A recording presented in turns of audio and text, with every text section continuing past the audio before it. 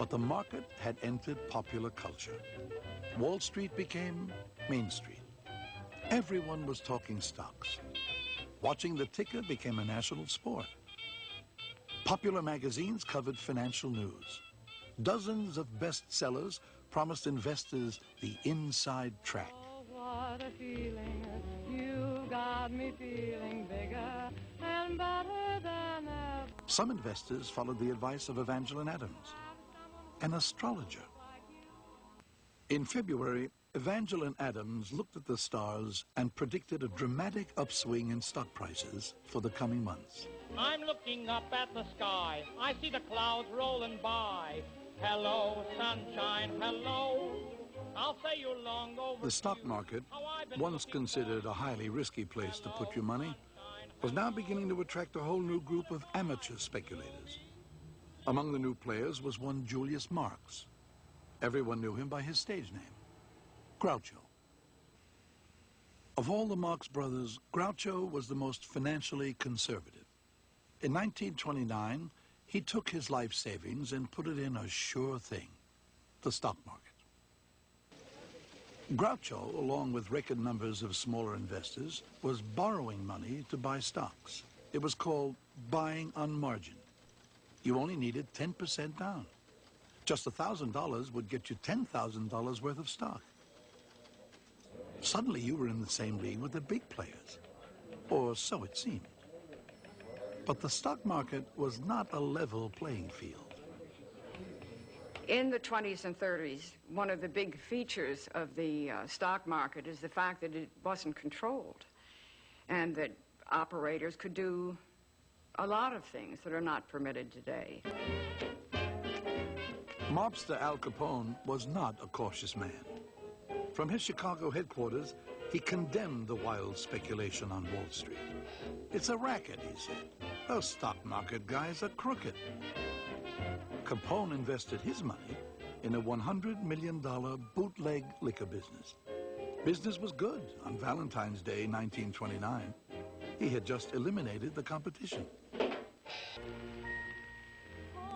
If small investors suffered, they would soon be back for more. They knew the game was rigged, but maybe next time they could beat the system.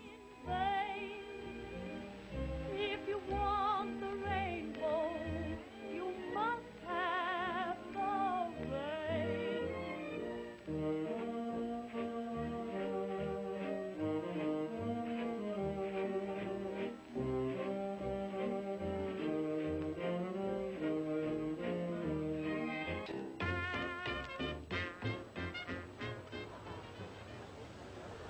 March 4th, Inauguration Day. Republican President Calvin Coolidge had run his administration on the belief that business was the basis of America's prosperity. Government should not interfere.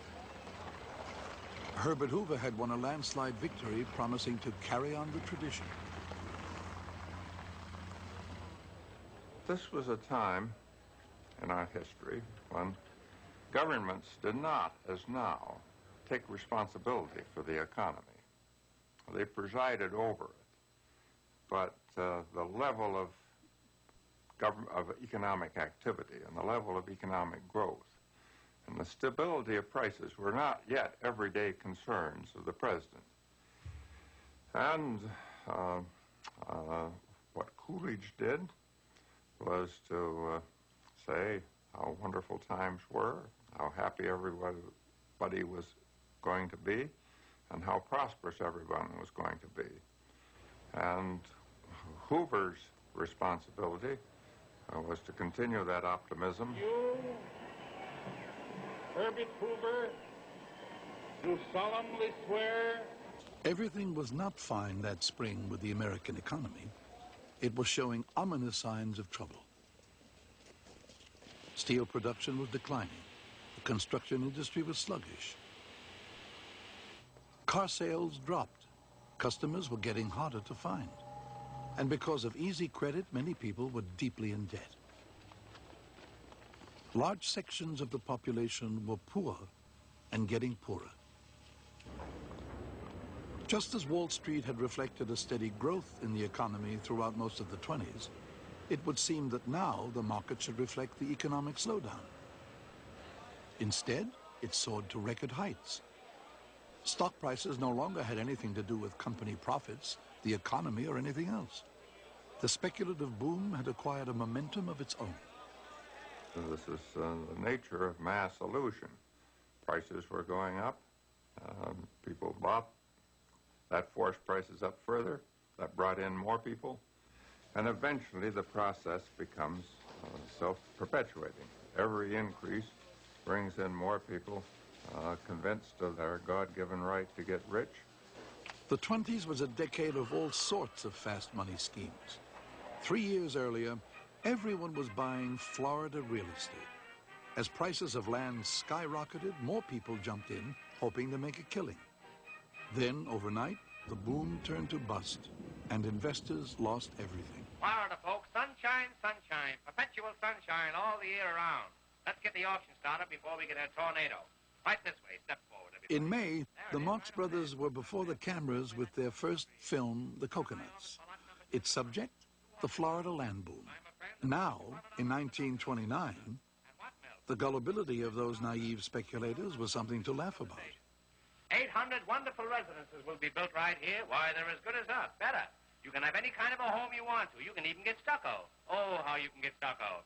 Now is the time to buy while the new boom is on. Remember that old saying? A new boom sweeps clean. And don't forget the guarantee. Groucho Marx would film these scenes and then rush to his broker to put more of his savings into the booming market. On margin, of course. Max Gordon, the Broadway producer, was also heavily in the market. And Gordon could never get over the fact that the market was going up and up and up all the time. And he said to my father, how long has this been going on, Groucho? And my father said, I don't know, but my broker down in Great Neck tells me that it's because there's a worldwide market for American goods and it's never going to go down. The market will just keep going up and up and up. Speculative frenzy, only a small percentage of the American public actually invested in stocks.